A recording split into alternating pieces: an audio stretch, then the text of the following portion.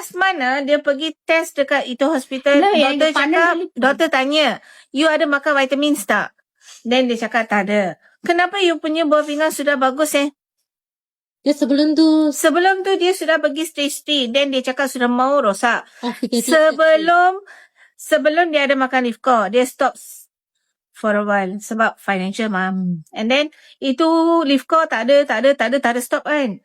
And then dia pun tak ada makan. And then dia punya urine semua ada bubble apa-apa. I pun sudah risau I stop. Lepas tu I pergi cari Lifco. I kasih dia makan. And then dia pergi dekat hospital. Itu doktor tanya, kenapa you punya kidney sudah okay? Dia makan Lifco berapa? Lifco 2 biji malam.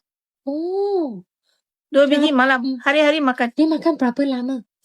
I rasa sudah berapa sejak I register ni. I sudah makan. Sudah 10 biji botol sudah. 10 potong 10